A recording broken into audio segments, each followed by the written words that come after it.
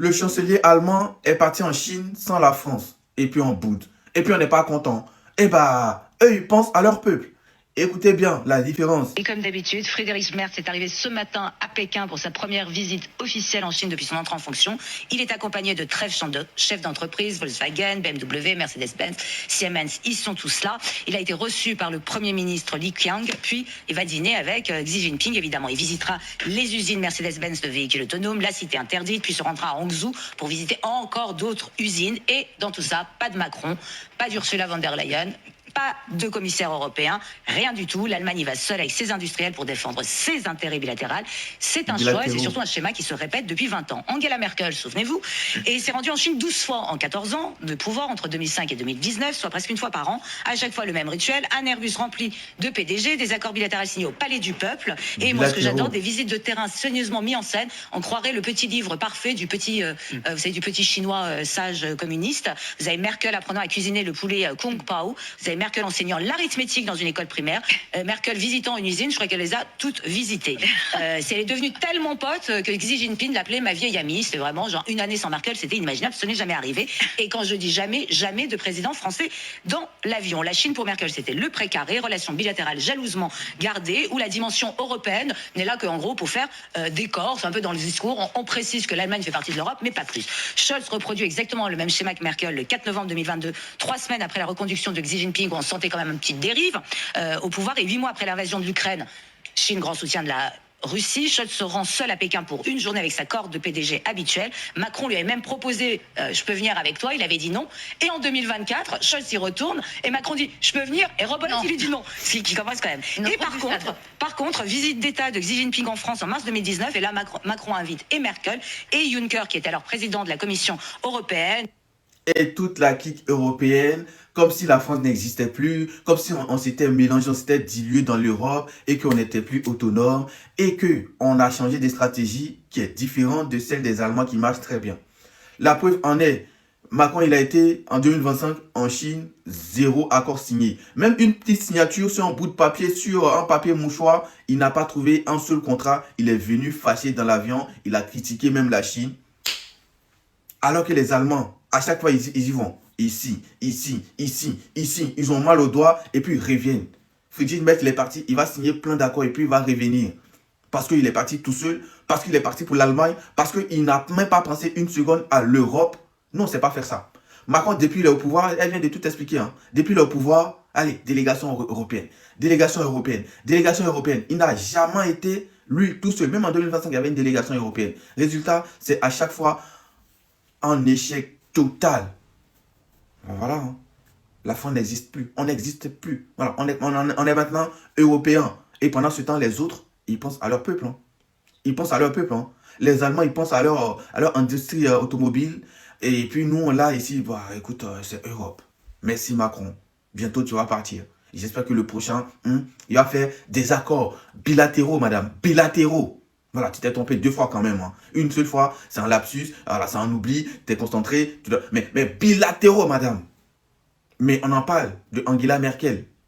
Angela Merkel, qui a été beaucoup critiquée ces derniers temps. Comme quoi, elle a signé trop de contrats. Il dépend trop de la Russie concernant le gaz et le pétrole. Comme quoi, elle a fait trop d'accords avec la Chine. Comme quoi, elle a fait venir trop d'immigrés. Les 3 problèmes qu'on lui reproche actuellement, c'est ce qui a fait...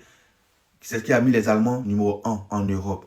Avec le pétrole et le gaz russe qui coulaient à flot, les industries, ils payaient moins cher et puis ils travaillaient en grande quantité, grande qualité.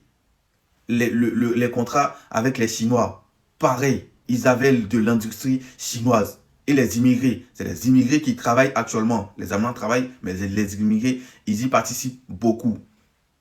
Vous la critiquez maintenant. Et maintenant que vous faites la stratégie contraire à Angela Merkel, on voit que tout est en train de dégringoler. Ils ont vu que les Américains, c'est pas trop leur allié. Ils retournent redemander pardon aux Chinois. Respectez Angela Merkel. Elle avait tout compris. Vous n'avez rien compris du tout. Bande de tocards. Les négociations Iran-États-Unis, hier, c'était un échec total. Regardez la liste. Regardez toute la liste. Ça ne fait que s'augmenter de jour en jour. C'est tout ce qu'ils demandent aux Iraniens. Hein. Écoutez. Eh bien, d'après le Wall Street Journal, l'équipe de négociateurs américains Steve Witkoff et Jared Kushner ont posé sur la table, je cite, des exigences sans précédent. Démantèlement complet des principaux sites nucléaires, transfert de l'intégralité de l'uranium enrichi, les fameux 400 kilos sur le sol américain, zéro enrichissement de l'uranium, arrêt du soutien aux milices amies de Téhéran, réduction drastique du programme de missiles. Et c'est sur ce point que cela coince. Écoutez Marco Rubio.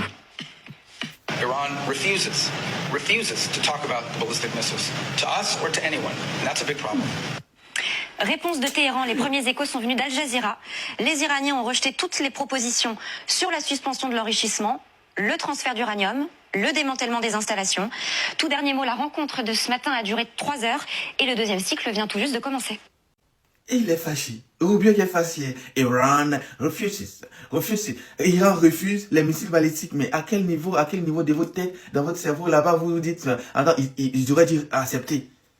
Démantèlement des sites nucléaires, transfert d'uranium aux États-Unis même. C'est plus en Russie, hein. C'est aux États-Unis. Non mais prenez tout le monde entier en même temps. Pas d'enrichissement, 0%.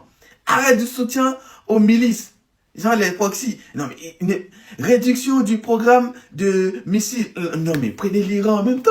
Mais pourquoi vous négociez avec eux? Ça veut dire que mes bras m'en tombent, ma langue me bloque, j'arrive plus à parler. Mais qu'est-ce qui se passe? Mais ces gens, ils pensent qu'ils sont tellement puissants que, en fait, mais regardez vous-même la liste. Non mais, transfert de l'uranium aux États-Unis. Oh, hein? C'est même pas on détruit, hein. En fait, c'est un plan à la vénézuélienne, en fait. Pétrole vénézuélien qui va devenir pétrole américain. C'est-à-dire leur uranium, en gros, ils ne vont même pas détruire ou envoyer ça en Russie. Ça va devenir américain. Allez, prenez-nous tous, c'est fini. Non, prenez-nous tous et puis on va... Les Iraniens, ils ont refusé. Les Iraniens, c'est normal, ils ont refusé. Mais venez frapper, pourquoi tout ce temps-là? Vous négociez, vous continuez à négocier, c'est un échec. Voilà, on acte ça. Sinon, c'est un échec. Frappez. Frappez et puis on passe à autre chose. Vous savez que ça sera un échec. Et que votre seule chance, c'est soit dans les négociations, et ça, vous savez que c'est peine perdue, ou des centaines de milliers de soldats au sol. Ça, vous ne pourrez pas le faire. Vous êtes obligé de convaincre le peuple. Bonne chance. Où est-ce qu'ils vont chercher dans leur tête que les Iraniens ils vont accepter cette liste? Dites-moi en commentaire si les Iraniens, il y a 1% de chance qu'ils acceptent cette liste.